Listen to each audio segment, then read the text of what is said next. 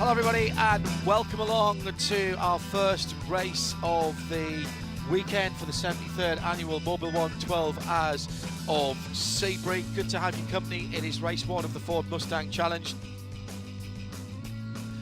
John Hindorf and Joy Hand is my special guest here, Ford Performance legend, and we're in the Ford Performance Global Broadcast Centre. This is going to be an absolute cracker. You have been watching the practice and qualifying from my perspective rather than yours for a change. What do you reckon? What are we going to see in the next 45 minutes? Well, yeah, I mean, it's been pretty awesome to be up here. It's a definitely a different take watching from up here. Yeah, I mean, it's cool to see the practice yesterday and the qualifying. You see some cars that obviously have it sorted out pretty good, and we talked a lot about, you know, making a car that's comfortable for you throughout the practices and qualifying, and you know, it looks like a couple guys got sorted. Where are the key parts to the 3 3/4 mile 17 corner Sebring International Raceway, Joey? Well, obviously, I mean, this place is all about the bumps. People talk about it all the time, and those bumps are for sure in turn one. You know, you spend a lot of time. There's a big speed in turn one, so you want your car to get through there really good.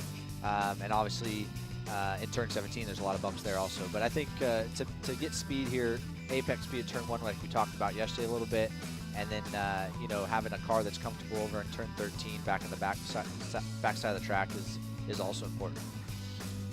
Qualifying took place yesterday, and it puts Robert Noaker on pole position. We'll run through your Ford Performance starting grid as they come out of the pit lane for a formation lap. It will be a rolling start here in beautiful conditions. 72 Fahrenheit on the track, 79 in the air. That translates to 22 Celsius on the track.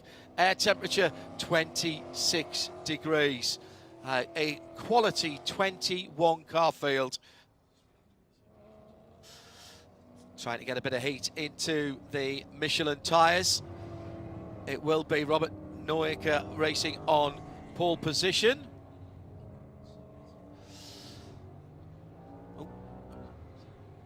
Coming down towards turn 7 behind the Dark Horse road car, which serves as our safety and pace car. Heading towards a green flag start at a time certain 45-minute race. The Mustang Challenge brought to you worldwide by Ford. Built Ford proud. A global sports car from Ford. Available in right-hand drive now for those of you in Australia, the UK, South Africa. I campaigned for this for a very long time, Joey, because it's been a long time since we've had a right-hand drive Mustang. And I don't mind driving left-hand drive. I don't mind driving left-hand drive with a stick. But quite obviously, when you're driving on the proper side of the road, you know, where it started, where the Model T originally was right-hand drive as well, I'm just saying, it's nice to have the steering wheel on the side that works best in those countries. Hey, whatever floats your boat. I did have a left-hand drive car in the UK for quite a while. That was stick shift. I will say Mustang turns heads in Europe. Oh yeah. Dirk and I drove around a Mustang in Europe while we were in Le Mans. Why wouldn't it? It's amazing how people like really are interested in it. And so here's the interesting thing. It is available with the EcoBoost engine as well, which is a great engine in the UK. I don't think anybody buys it. It has to be. Got to be a V8. That V8, the Coyote motor. Two different classes here. The cars are the same. It's the drivers who are graded. If you see red shade bands and mirrors and wing end plates, then it's the Dark Horse category, the Dark Horse Legends. A little bit more experience of light for those people. Then it's the blue in those areas of the car. And the best of those is the brilliant Zach Lee, the number 48. You can't miss that car. It's the silver chrome car. Looks like it's made of liquid mercury. You can put your hand through it. So it's Robert Noaker on pole position. Devin Anderson for Tech Sport alongside him. Marcus Vento on the inside of row 2 for Macumbi-Macaleer. They're all Dark Horse. Then that pole sitter in the Legends. Another Macumbi-Macaleer Racing. 3 MMR cars together with Corbin Collins on the inside of row number 3. And then the outside Sandy Sotelo for Robert Noaker Racing. Top 10 made up by Alfonso Diaz, Crispian Pericarpi, Colin Harrison, and Tate Pritt as we come to the green flag. Lovely, lovely side by side. Oh, this takes me back to looking at kart racing. They are so close together. Little jump out of line at the back by Alex Bashira, I think, there in the 33. I think you get away with that. Down towards the first corner, Robert Noecker defending in the middle of the road going into turn 1 in that blue and white number 13. Following him through, Marcus Vento doing a good job from row 2, but round the outside, Devin Anderson trying to hold on in the red, white and black number 22 car. Going into Christensen corner here. They're still disputing this one. That argument for P2 is not over, but it now just gets resolved. Devin Anderson holds on to that position. He was very patient, and I have to say, Joey Hunt, I thought he was pretty gentlemanly there. He gave Marcos Vento plenty of room on the inside. Yeah, I thought he was going to give it back there in turn 3, but he held on to it. That was a good move around the outside for sure. As is standard operational procedure, the start is under review. That will just to make sure nobody jumped out of line and did any passing. A little bit of rally crossing coming out of turn 7 through the kink that's turn 8. This was a 45-minute race when we started. We've had 60 seconds of that at the moment. And Robert Noecker, who has been the man, he has been bossing it in the early sessions and in qualifying. So far, he has not been headed in the qualifying, and he's not been headed on track either, Joey. Yeah, I mean, I feel like right now, if I'm him, I'm trying to put in a couple qualifying laps here in the first couple laps and build that gap to make my life easy. Oh, yep. Somebody's off there. Yeah, I mean, I want to set sail here and make it a boring race for everybody else if I could. That's for sure. It's turn 13 was the incident. Now further back down the field, Alfonso Diaz going side by side. The number 15 blue fronted car with the faded. Great fade on that. Corbin Collins is the car behind him in the red, white and black with a swoosh on the side. I think that's battling for 5th or 6th at the moment. We'll count them through as they come across the line in front of the For Performance Global Broadcast Centre. Here comes the silver bullet down the inside, sitting in. Zach Lee's lost a few places off the start, actually. He started in 4th position, but he's dropped back just a wee bit as they go under the Mission Foods Bridge, across the bumps, and they are very bumpy this year. They do change year on year. Suffice to say, and Joey knows this better than anybody else, I don't think they ever get better. They might move a little bit, but they don't get better. They don't get better down there for sure. I mean, I think we talked about yesterday, there's always, everybody has an idea of where they want to place their car, right? Some guys like to drive it in deep and straight and try and get off the corner straighter. Some guys like to roll the bottom and just take the shorter way around. But I can say from experience, there's no smooth way around. No, you have to live with it. You have to survive it. You don't want a car that's going to be upset easily by the bump. Sandy Satulo in the number 7 just made a move down the inside on the last lap, went by the Creative Autosport Chip Van First in the 68 at the front of the field. I think Robert Noecker is tuned in on 100.9 FM around the circuit here on the Ford Sync sound system, because he is trying to check out 0.8 of a second. Doesn't sound much, but remember, all of these cars are the same. There's been a couple of detailed changes from the opening year last year. You'll see some stays, some extra stays on the front splitter on the chin spoiler there. That's a slightly different design, and those stays have been put there, sort of NASCAR style really, just to improve the durability of those, because this has been very, very close racing.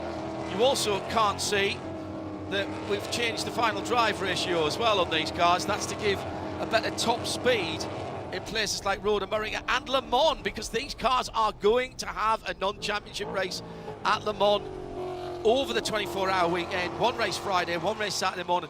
By the way, if you're a GT4 or you're racing in another championship at the moment and it's been your life's ambition to go to Le Mans and race, Joey's done it many times. I've driven around it, but I've never raced there. Maybe I could start a crowdfunder for this. There are opportunities, and if you want to go to the Ford Performance Mustang Challenge website, all of the details, get in touch. There are teams who have cars. Gradient has got a couple of cars that potentially could be pressed into service. Joey's looking at me, shaking his head, saying, no, don't tell anybody. I want to have a go at that. They're not right-hand drive, though, so you're out. No, I'm fine. I'm fine. I'll be fine. Satulo round the outside, making it 3 wide into turn 17. He'd be pushed wide by Tate Pritt in the number 98. But that number 7 red, white and black car trying to come through. But I think it was the 33 that made the best of all of that coming through. Looks like 98 has a problem there. That is Yeah, dropping back for Tate Pritt. Alex Bachura in the darker coloured 33. Made the best of that. Yeah, he's offline, isn't he? Yeah, at first it looked like he missed a shift or something, but now it's definitely falling down the list there. Oh, huge slide at Christensen Corner, leaving some Michelin rubber down there. 18-inch rims and tyres this year. That's a change too. That was universally approved by the teams.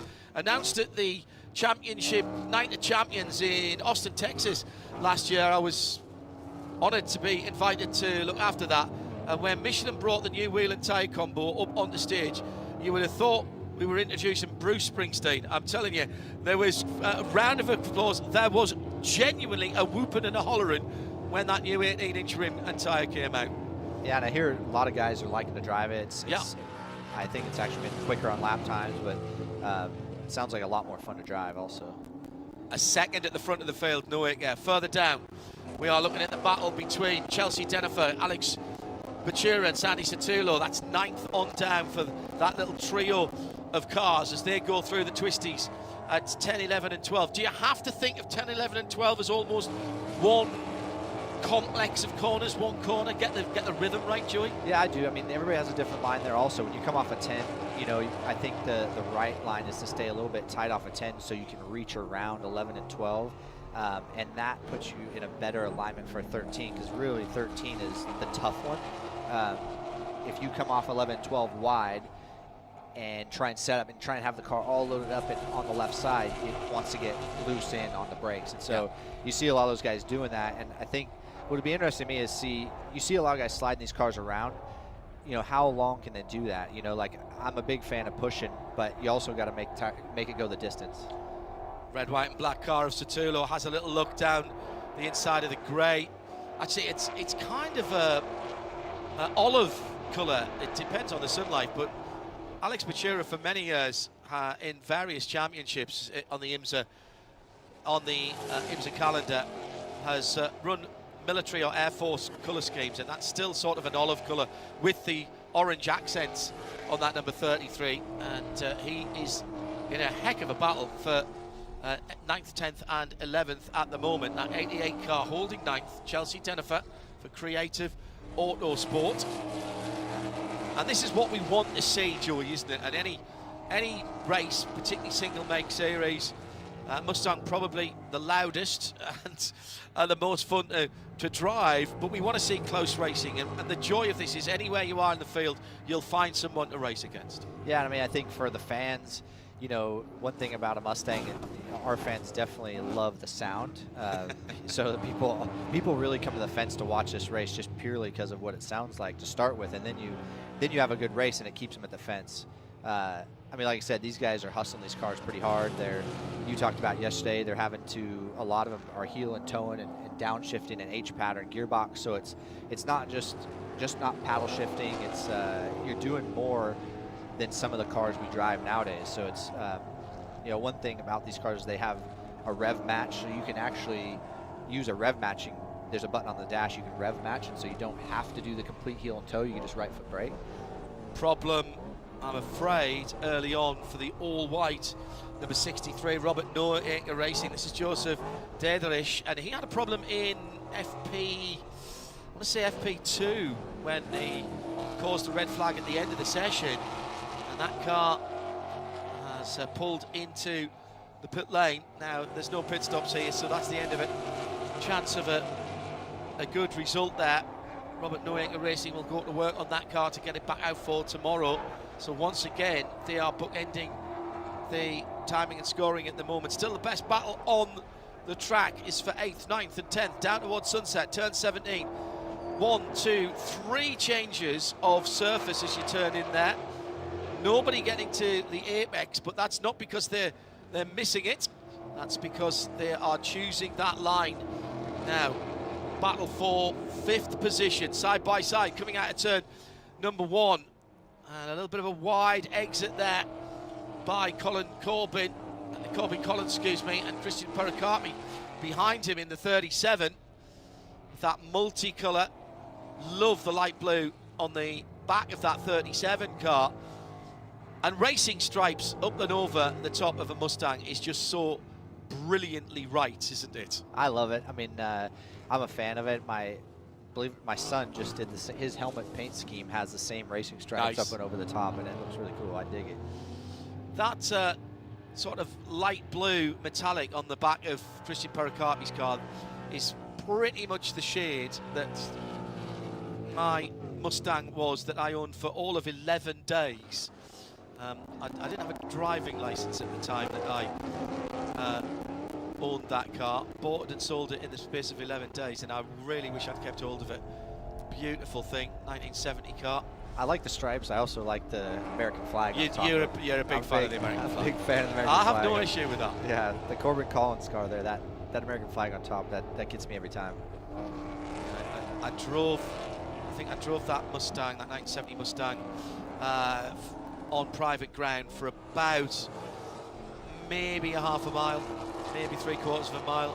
For about half of that, the back tyres were spinning. It's a tremendous pacing kit. That was left-hand drive and a stick shift. There you go. So you can do it. Oh yeah, easy. Yeah, I've had left-hand drive stick shifts in the UK plenty of times. Well, I know you can do it because, as we talked about, I've drove with you. You sat next to me. You were brave man. This is not. We are sitting, me on the left and Joey on the right, in the Ford Performance Global Broadcast Centre. This is exactly how we were in the GT350 a few years ago at Circuit of the Americas. Yeah. And, I'm more comfortable now than I was then. Yeah, yeah. You'd have been fine if we'd just been standing still in the GT350 as well. Yeah, true. True. Leader is Robert Noaker, using all of the exits from turn number 1, but holding the Michelin tyres on the right-hand side of that car to the rumble strip, and he's built up a decent lead. All of a sudden, he's pulled the pin, and he's gone. It's nearly 4 seconds now, back to Devin Anderson for Tech Sport in second place. Now, the team need to be talking to him now. I know we still have 33 minutes to go, but right now he's managing the race, or he should be managing the race. I gotta believe he is. I mean, I would be at this point. You could tell that Anderson was trying to hold on by the way they were driving the cars early in the first laps, and he did a good job just to keep within a second. But you can see now that the leaders here he's on a different level for sure. But yeah, at this point, you got to be saving your tires, just kind of keeping that gap. Robert Noaker has the fastest lap of the race, 2 minutes 14.0. Last time he did a 14.4.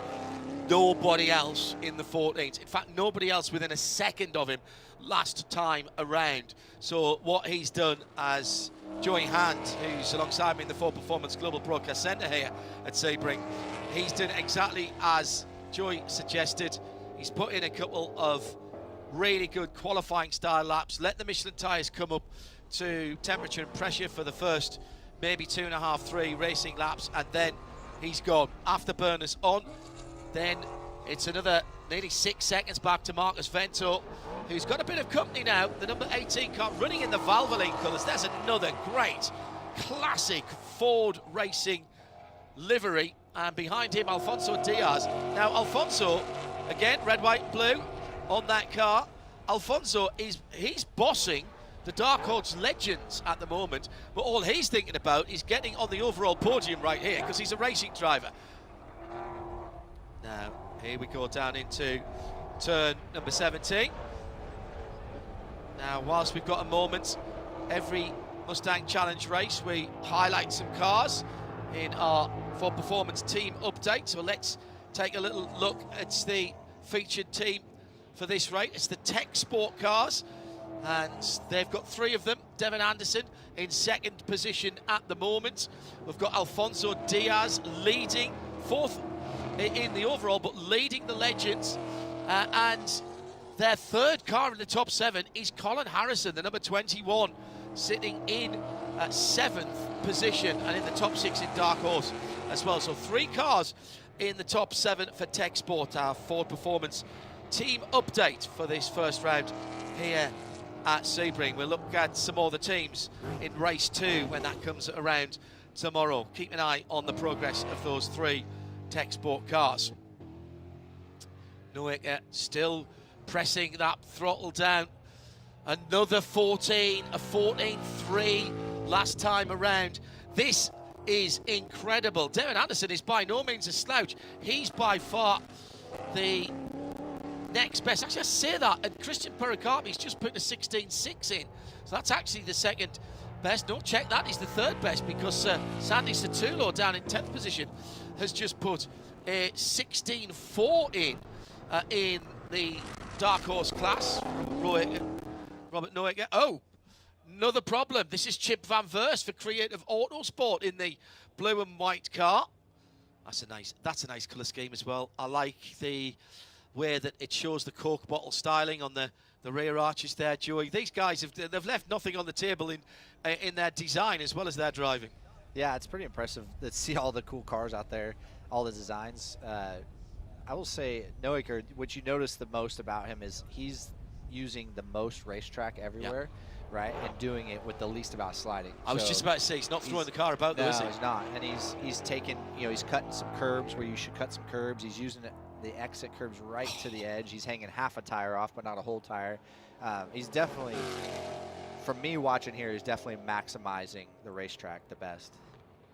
Chip Van Verst has gone behind the wall, so the Creative Autosport team will be taking a look there. Huge bump right on the exit before you hit the exit curb of turn 1, and the problem with that is at that point you're really in the lap of the gods in terms of physics is just going to take over. You're committed to your line at that point, Joey. There's nothing you can do. People say, oh, could you not just tighten up a bit and miss that? No, the car's full 4-wheel drifting there. Yeah, I mean, the word is committed. In turn 1, you're committed from turning, but especially when you leave the apex and you start powering up and going to throttle, you are pretty much committed. You can pedal out of the throttle a little bit, but we were just talking about earlier from our session, and you get a car that's a little bit pushing up. We got one. Oh, spinner. Just right there, just as we talk about it. Well, that actually is a pretty decent save from Chelsea Denofa in the Creative Autosport car.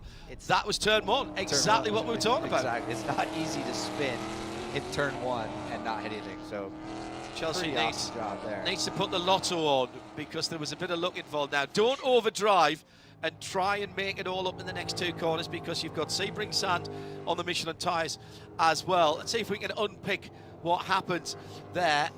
Top of the picture, already sideways coming. Now that car was broadside rather too early there. Too early, yeah. I mean, probably just got into. Looks like she was wide early.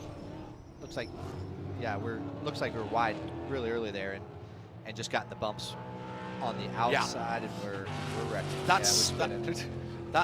That's a crash that just hasn't. You've wrecked, but just not hit anything. Yeah, you're but lucky. That's on turning. That's the back end going on turning. Now, was that a little bit too much speed? Was the turning a little too harsh? Maybe too much front end on the car? You were saying yesterday, and in the early sessions, Joey, I mean, funny enough, we were talking about this. Both Peter and Ryan are going to be doing the iRacing Sebring 12 hours, and they were deciding which car to pick. And Ryan says, I'm going to go GT3, and he said, take the Mustang. It goes really well, but make sure that the back end, and I went, oh, Joey says you've got to have a very stable back end on these cars. I'm glad you were listening. I was listening. Glad you were listening. And so I was like, right, okay. And Ryan's gone off to have a chat with his driver group, and they're going to be testing as soon as he's finished here for next week's iRacing at 12 hours. But yeah, Chelsea's car just turning in there. Looked like it might have been a little bit loose as they turned in. Yeah, I walked around the paddock yesterday after we were up here, and people were telling me how they learned some tricks from what we were talking about up there. So I don't think they were serious, but I should will be say, charging for that. Send them an invoice. This is a big group I could be charging too. Yeah. I will say that we just ran our big old slider there too. That's the number 18 Marcus Ventos. This is the battle for third, and he's in a bit of strife here because Corbin Collins and Christian Pericarpi, who got better drive out of turn 4 and 5, are going to be side by side. There's also a little bit of hood movement, bonnet movement on the right front. Oh, and straight on for Corbin Collins and the McCumbee McAleer Racing. He was up against his teammate there. I suppose better to do that than run into your teammate, because Chad McCumbee and Stephen McAleer wouldn't have been overly happy about that. Okay, they're teammates, but they are racing for themselves. But that red, white and black car taking the old circuit and going straight on, and that's dropped him a couple of places. I will say you don't see people do that very often, to go all the way down, especially with these cars having ABS. Normally you can get it headed off and just kind of get through the dirt. I'm surprised that was the choice he picked there. Is it better, though, to keep the dirt off your tyres than, because he kept a pretty good speed up. Yeah, bump, bump, bump. He's just lost it on the. You know what? I think he might have lost that on a downshift there. Maybe. I think he missed a downshift. Yeah. Yeah, I mean, there was a lot of time going around there, though. It's pretty significant. Can you imagine what it was like racing on down to that area? I can't, actually. I saw a YouTube video of somebody lost their brakes there. Yeah. You know, and I mean, that's what you think it about. It went straight through the gates and onto the street. Yeah. Yeah, that's I've seen definitely what you think about when you get down anything that turns hard right after a long straightaway. I mean, Road America. It wasn't a Mustang. It was not a Mustang. Yeah. Road America, the end of the backstretch, you know, into Canada Corner, you think about it all the time. You always give a little extra tap to your brake pedal, for sure. Yeah, and explain why you do that, Joey, because we see that a lot on the TV coverage. Brake lights sort of maybe popping on maybe 10, 20, 30 meters before the braking area. You're not trying to scare the guy behind at that point. No, this place, especially Sebring, is notorious for brake knockback. So that means that the pads have knocked back all the way, like away from the rotor. Get somebody off again in turn 1. See? That's Pericarpi, 4th position, and he'll have Sebring sand on the tyres as well. So the pads knock back away from the rotor, okay. And then so when you go to hit the brake pedal, it feels long, like you don't have brakes for a second, right? So what we do is because you've got to make that distance to the rotor back, to the disc back, right? You got to make that gap back up. So what we do is down the straightaway, after we've left a corner, what's knocking it back is these little alligator rumple strips on the exits. That little high vibration just moves stuff back. So down the straightaway, just tap back, tap, tap, tap, tap, and it'll bring those pads back up to the rotor. So when you go to that initial brake pressure, which you go to it really hard, then you have the brake pedal there. Got the blue and white livery on the Paolo Salvatore car. Scott Thompson right in behind in the, again, that metallic, that actually is, yeah, I was right about that little colour. That's the number 30 car, Scott Thompson, and that's the other LAP Motorsports car.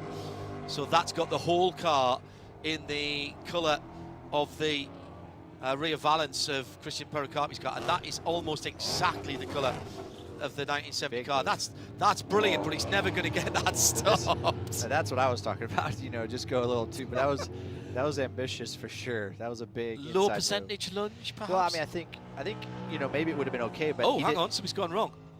That number 30 car for LAP, Scott Thompson.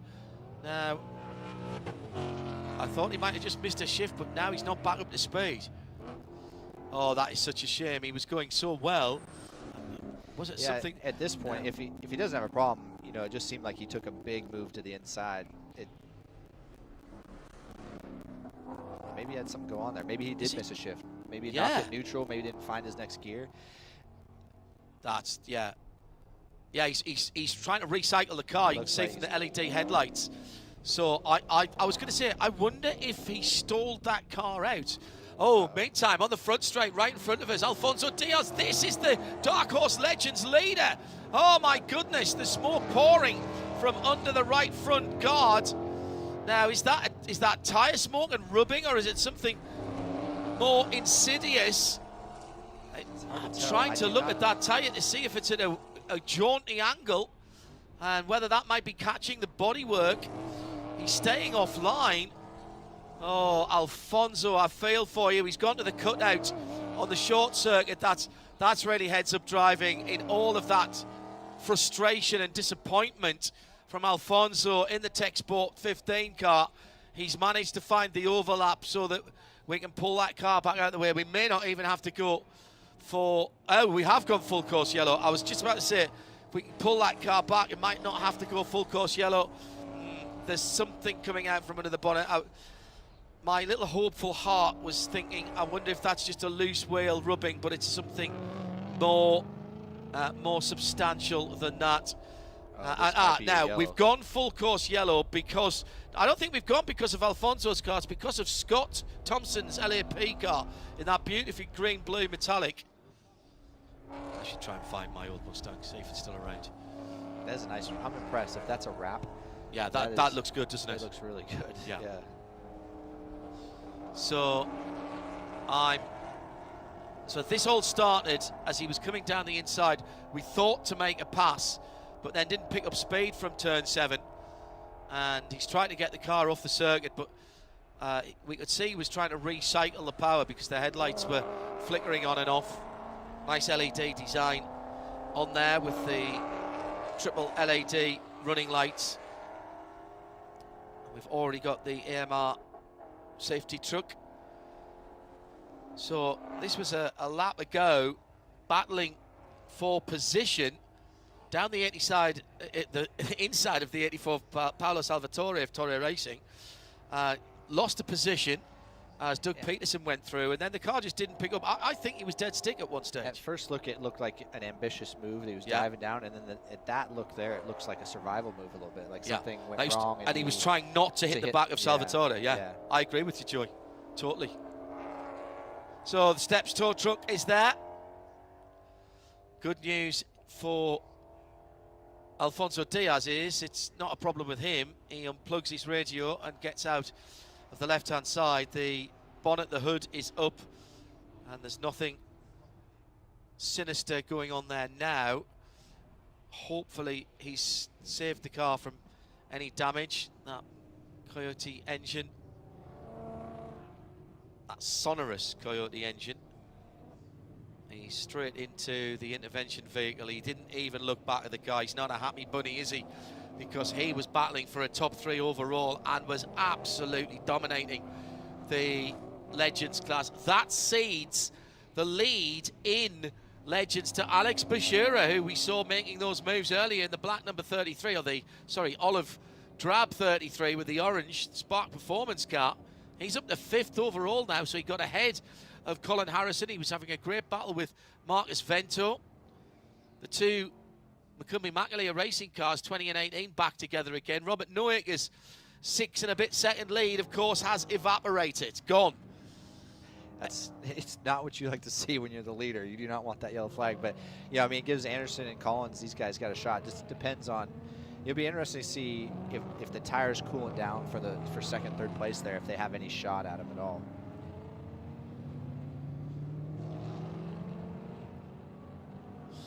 So under a full course yellow behind the dark Mustang Dark Horse street car, available at all 4 performance dealers, including in right-hand drive. So down to the first corner as we recap the race. Robert Noaker got a good start. The battle was for second place. Coming through on the inside, Marcus Vento looked like he had second for a while, and a big spin from Chelsea Denofa, but managed to get away from it at turn 1 without any damage. Tick that box. You spun at turn 1 at Sebring. Yeah, how much damage did you do? None. None at all. No, I don't believe you. And then the car that's caused the red flag down the inside of Salvatore, which we thought was a bit ambitious to start with, might have just been holding, trying not to run into the back of the car ahead. And Alfonso Diaz, who was not just leading, but dominating Dark Horse. I should have spotted that earlier on. He's actually sliding on his own oil there as he was turning into turn 1. That happened to me once at Brands Hatch when I was racing. Spectacular pictures of me on the lock stops coming down to the final corner, or through the final corner at Brands on the long circuit. And Jeff Bloxham got that. Never done that circuit. I definitely got some laps at Brands Hatch on the Indy circuit. Yeah, I've raced that as well. Yeah, same car actually. Raced in the it was in the I was a support race to the British Touring Car Championship when I was doing all the support races for ITV Sport in the UK, and I raced on the long and the short circuit there in a Ford Capri RS 3100 nice. in dark blue. Tell you, blue oval runs deep with me. In a DTM car there, the heart rate stays high on the Indy circuit. On the short circuit? On the short circuit. No rest at all, is there? No rest at all, no. How committed is that in the paddock there? Very committed, yeah. Downhill, sparks flying. Yeah. People don't realise you cannot see, or you can't see any of the road there. Yeah, I mean, you talk about some of the commitment things on this racetrack. You know, you're reaching around here. We're looking around walls, say like turn 1 at 17, but there at turn 1 at Brands Hatch, it's downhill and around the corner. So and it's not a lot of room on exit, is there? No. I was always taught go all the way out to the left-hand side, and where the entry road is your turning point. There's a little entry road turning, and you cannot see where you're going, and you know if you've got it right because the car bottoms out at the bottom of the hill. If the car's not bottoming out at the bottom of the hill, you're not going fast enough. I got some great photos of that, of those sparks flying off the car there. So at the front, Robert Noaker leads. Our new Dark Horse Legends category leader. In 5th overall, Alex Bashira in the 33, going past the scene of Alfonso Diaz's demise there, or at least his car's demise. There it is in the colours of Spark Performance. Nathan Sparks, of course, veteran of single manufacturer racing himself, took on team owner, team owner job a few years ago. Wine Country Motorsports on the side of that car as well. That's a Sonoma-based firm, if memory serves. She used to have a fantastic shop there when we went to. Still there. Is it still there? Still there, yeah. In the paddock, yeah. I'm at Sonoma a lot doing some karting stuff for my son, and yeah, it's right down there at the bottom of the hill. They used to help me out a lot in my younger years. Wine Country helped me out a lot. They're good people, aren't they? Yeah, very good people. Yeah. Genuine enthusiasts, all kinds of equipment and memorabilia there. Used to have, I don't know if they still do, they had a trailer here all the time in this paddock and then at Sonoma, so they were on each coast. So we're waiting for the clear up now. We have got a little bit of debris on track from turns 1 to 3. I think actually that's more likely to be fluid, although that's me saying that. But I think that's more likely to be fluid from the Alfonso Diaz car. Also, an incident between Marcus Vento and Christian Pericarpi for LAP Motorsports under review. Now, they were running together, and we saw Christian going a little bit wide, so perhaps there was something going on around that. We'll wait for the wait for the race control, and yeah, definitely got to give it to Alfonso Diaz there. He knew what happened. He immediately got to the right, like you were saying earlier. Obviously, they've put dry sweep down, so it has to be some sort of oil. But I mean, it's pretty sharp to get offline and do your best to get it around. In the midst of the disappointment and frustration of seeing a class victory and a possible overall, I mean, he was battling for 3rd place, a possible overall podium. He thinks, oh, I better get off the track so I don't ruin everybody else's race. Tough to have your mind right in that situation, but certain people are sharp like that. He definitely sorted it out. Yeah. Still 12.5 minutes to go. Every opportunity to go back racing. Get a good look at coming in turn 16 right there. It's one of my favorite parts. These are all runways. I don't know if people understand. This is a runway coming through there, and I like to get hooked that curb right there and get out onto that extra bit of runway. So 15 on the left. 15 to the left, and then just set up for 16, right, and get a good run down the straightaway. And with these cars, the cars with less aero on them, less aero like dynamics on them, they can move more to the left there. For everybody watching, like in the 12-hour race, you'll see the prototypes and all the bigger downforce cars. They won't be able to pull the car back there. Because they were ground out? No, just because they don't have, one, they're going faster there, but they don't need to. Right? They have aerodynamics to help you across the apex. These guys are working more on mechanical grip, so they're trying to set up more for the corners. Just a note from race control, that incident we were talking about between Christian Pericarpi and Marcus Ventos, that is going to be reviewed post-race now. So, as I always say anyway at the end of our broadcast, everything is provisional because we have to have post-race technical inspection, post-race tech. You've heard us talk about that before. Congratulations again, and thank you to our hard-working track services who've already put the preparation down on that fluid spill from Alfonso Diaz. So we're almost ready to go back to green flag with still over 11 minutes to go. We're going to get, I reckon we're going to get maybe 3 or 4 more racing laps. It'll all depend how quickly they do that first sweep before they come back around. Man, I mean, if you're thinking about this when you're running 2nd and 3rd here, you've got to be thinking as quick as Noe is. You got to attack early, right? I mean, you have to. I think your shot is turn 1, turn 3. I mean, you got to get a really good restart and really attack him early. Because if not, I don't. I think he's got the car and the driving to get away.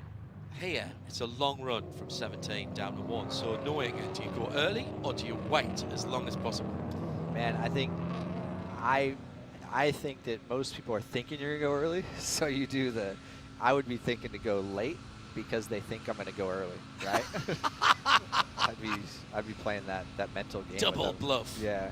Yeah, but you see, now everybody's heard that, so next time you're in front of a restart, they're going to say, yeah, Hand likes to go late. Well, and then I'm going to say, well, I remember that time so I'm going to go I was early. talking and I said I'd go late, so I'm going to go early. The double triple bluff. The double triple. Sounds like an in and out order.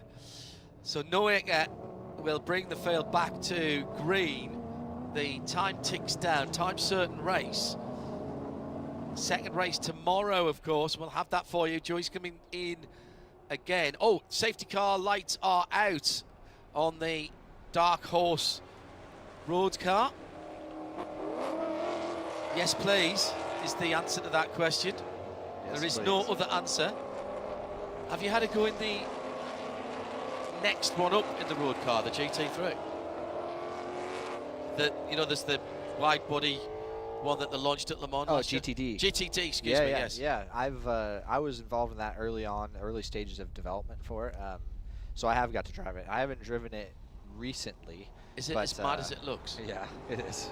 It's going to be one of those ones. You talk about turning heads on the street. Yeah. That one's going to turn heads for, it's going to be a looker, obviously. I mean, there's one sitting down here for people who want to look at it. White with red and blue stripes, which as you know, I think everybody figured out so far that red, white, and blue is my thing. But yeah, it's a cool car. I mean, it's got in different versions of it. It's got so many cool things on it. I think the brakes are going to stand out to people. The power is going to stand out to people. And the noise. The noise is going to stand. It always stands out. Yeah. I think that's bringing the people to the fence right now. We're about to make some noise. Yeah, let's bring it on. Turn it up and get ready to go racing. Corbin Collins up a couple of places to a podium position at the moment. Can he trade that in for something better? Robert Noeka will bring them to the line. He's led every session. He's led every lap of this race so far. There's 8 minutes to go. We've got 3, maybe 4 laps as they come to the green flag for the first round of the IMSA Ford Mustang Challenge. It's a great restart from Noeka, again using all the exit. He's trying to clean up his tyres. I think he might have got a little bit too wide there, but he's not going to get a challenge into turn 1. Here comes Anderson now. Oh, he might get a better run through turn 1. Across the oil dry. Oh, it's a touch. Little bit of a bump and run. The red, white and black car just making contact. That new front chin spoiler taking a bit of a battering there. Now the over and under. Lovely, lovely defensive driving by Noeka. Came from the middle of the road into Christensen corner and has held on to that position. He was under extreme pressure coming through and out of turn 1. He's turned it into half a second lead. How quickly, Joey Hand, things can change. That was absolutely veteran driving from Noeka. Yeah, I mean, I thought Anderson had made too big a gap on the start. He backed off from circle 17. I thought, man, there's no way. But I think he timed it pretty good. He had a good run, better than it even looked from our angle, and had a shot at it. I mean, I think, man, that was the time. That was the time. I mean, going into turn 3 was I'd have probably had a better look at it down the inside. Even Noeka defended middle, there was some gap on the bottom. I probably would have. You got to do it, haven't you? I would have shoved it in there. Yeah. Not gonna lie. Yeah. Big slide big from slide. second place, Anderson. That's going to cause him a problem. He's lost momentum. Here comes Collins. Already made up 2 positions. He's going to go the long way around. Buffalo Gals round the outside. That is an outstanding move if he can make it stick. And the track comes to him in 2 corners time. Through 13, now to 14, 15 and 16. They're still side by side as they come through. This is brilliant stuff. And Marcus Vendos may be the car and driver who benefits. Oh, the mistake. Got onto the grey there by Collins, and that's pushed him down 2 places. And it is indeed Vendos in the Valvoline car who goes up to 3rd place. And look who's up into 4th. That's Alex Bashura leading the Legends, and now he's just 1 step off the overall podium. Incredible stuff through the twisties. And Noeka's looking in his mirror going, yes. Go on, boys. Keep on fighting up there, and he's going to just save his tires and ride out this last 5 minutes here if he can. That's going to be 2, possibly 3 laps, depending on when Noeka crosses the line. 5.5 minutes to go. Brilliant stuff over at the Jean de Bihan Benz. All over. It looked like Collins would get round the outside. I think that's another missed downshift, you know, Joey, as he was trying to turn in. I feel like it is. It looks like his rear wheels accelerated on the downshift, like he got the downshift wrong and it just shoved the front tires through the corner. It's tough, but I mean, that's what they had to do. He had to push right there. Now, another incident under review. This time, for 2 cars further down the field, Nick Smithers and the number 79 of Drew Neubauer. Neubauer and Smithers then, that's being looked at. Meantime, we are disputing second position at the moment, and now the person who is watching very carefully is Alex Bashira in that olive and orange number 33. He is leading Dark Horse Legends, and he's got 5 Dark Horse cars between him and Tom Tate in second and Stephen Weiser in third. This is only Stephen's, I think, his 3rd race in this championship. Came into the last race weekend at Indianapolis last year to give it a try. And as spoke to me, said, yeah, I'm loving it. And that was after practice. Hadn't even done qualifying by then. I'm coming back next year, he said. That's how infectious this is. And he looks like he's going to be on the podium. Into the pit lane for the number 58, Nick Smithers. Now, is that a drive-through, or has he come in with damage? Haven't seen race control. Out in the front, there will be a smile that is as wide as his racing helmet for Robert Noaker. As he comes round this time, he will not get the white flag. All of a sudden, it's back to 4.5 seconds. Anderson, Vento, Alex Bashura right in there as well, as Collins is trying to fight his way back through after dropping positions.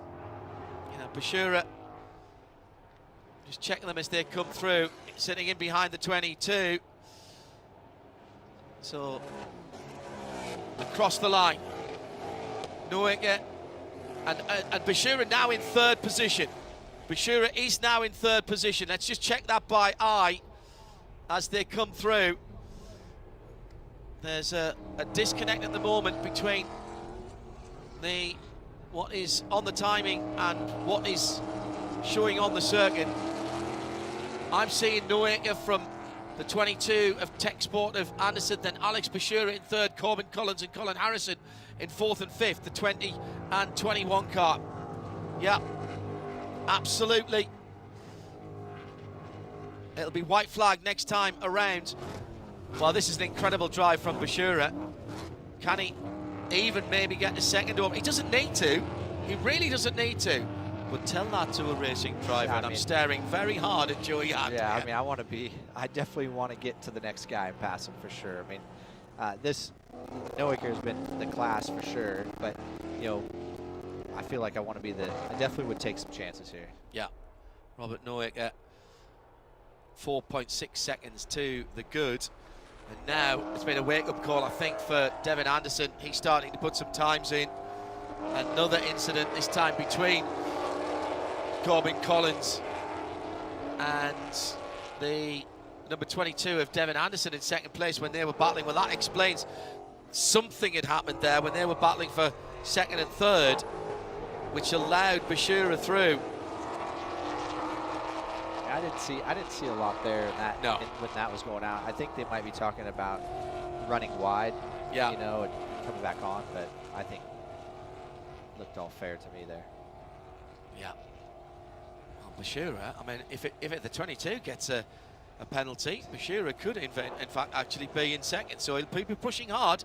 He's got Corbin Collins from Cumbie McAleer racing behind him. Not a class car. That swoosh livery in red, white and black looking good. 3 3/4 miles to go. The final lap. Joy. Well, I was just saying that Collins, I think, you know, he went wide there. That area where he went wide earlier on the exit of 15, there's a lot of rubber pickup. And I think it probably took him a lap or 2 to get that off, because he's making a comeback here. He's not done yet, it doesn't look like to me. Noaker so far is Mr. Perfect at Sebring. Great battles further down the field. What happened to Zach Lee? He qualified so well in the Legends category, right up the field, and ends up in 10th at the moment. Somebody's just spun that, or was torturing the Michelin tyres. Tom Tate in 11th, and there's dust, which I think was the silver bullet. No, it's the, oh my goodness, it's the 88 Chelsea Jennifer for Creative Autosport, and once again that number 88 car at a leery angle. No, check that, sorry, it was the 98. It's Tate Pritt who's going slowly. Oh no, that's two separate cars. So it was Chelsea, and they're two mostly white cars, one 98 and one 88, which for this slightly elderly commentator, my goodness, all happening on the last lap, but not for Robert Noaker, who is, I'm going to say, cruising. He built up a nearly 7-second lead. It was gone with the safety car. He's got 3 more corners to negotiate. Right now, he can stick it in top gear, put the cruise control on. Honestly, from here, I could win this from here. Are you sure? Are you sure? Yeah, probably. Okay. Probably. I'd give myself an 8 out of 10 chance of winning from here. I'll give it to you. But yeah, it is pretty impressive. I mean, what we do, 4 laps there after the yellow? Yeah. Pulled a 5.5 second gap. Yeah, more than a second a lap. Yeah. That's impressive. Now, I know there was some fighting going on behind, but this is absolutely incredible from Robert Noaker. What a way to start off the 2025 Mustang Challenge on the IMSA package at the 73rd Annual Mobil 1 12 Hours of Sebring. Noaker has swept the meeting so far, fastest in all the practice sessions, pole position, fastest lap, race victory. My goodness, what a performance from Robert Noaker and his RNR team. It will be, for the moment, the Tech Sport number 22 of Devin Anderson in second, but that car is still under investigation. Alex Bashura in third overall, and the best Dark Horse Legends after problems, mechanical issues for Alfonso Diaz, who was as dominant in his class as Noaker has been in his. And then the rest of the finishers, third in Dark Horse, Corbin Collins ahead of Colin Harrison. They had a pretty good scrap, and they're both under investigation. In fact, Corbin's under investigation twice. Then Christian Pericarpi, he was on for a better finish in the LAP Motorsports 37 till he made a little mistake. Marcos Vento, C above comment, finishes in 7th, 6th in class. Zach Lee will be second on the Dark Horse Legends podium in that silver number 48, ahead of Tom Tate, who finishes behind Chelsea Jennifer. Chelsea with that leery spin coming through turn 1, but didn't hit anything. No damage to the Creative Autosport number 88. Tom Tate, by the way, making up the top 10. Then Doug Patterson, Sandy Sotelo, Drew Neubauer, Paolo Salvatore and Tate Pritt were the only finishers, with issues for Joe Dederish. Came in the pit lane, so did Chip Van Verst. And we saw problems for Scott Thompson, Alfonso Diaz. Stephen Viger as well pulled over, and I didn't see that one, but he pulled over on the orange overlap, so no cessation of racing there. Noaker, Anderson and Bashura on the overall. Corbin Collins will take the third step of the Dark Horse podium. Unofficial results, of course. On another interview right at the end, it was the 98 and the 88 came together at the end. So that was Tate Pritt and Chelsea Denofa, and they both ended up going slowly. Right. Makes so more that's sense. Yeah, well, that's, yeah. So they both had an issue. We'll leave that to race control to sort out. A final quick word from you, Joey, on the first race of the 2025 season and your first trip to the Ford Performance Global Performance Centre. Well, I would say I checked my heart rate after that restart. Yep. I got up to 96. So I don't normally get too excited about things, but it was actually it was quite exciting to watch it from here and to call it with you from here and to see the good racing there. You know, I was thinking about what I would be doing, right? And it got me all amped up, ready to go. So a good time, great racing there, and yeah, I mean, I'm excited to get back on the racetrack and do it myself now. I'd be delighted if my resting heart rate was 96, to be honest. only kidding, Dr. Nicholson. Brilliant start to the season then, and it has gone the way fairly comprehensively of Robert Neuecker, who topped the timing sheets in both free practice sessions, had pole position, fastest lap of the race winner. Didn't have to fight too hard, even though he did have a restart to contend with. Some brilliant racing through the pack, including 3 wide. But Neuecker takes it, and Alex Bashura takes the Legends, finishing 3rd overall. We'll do it again tomorrow in the sunshine at Sebring. For Joey Hand, I'm John Hindhaugh. Bye-bye.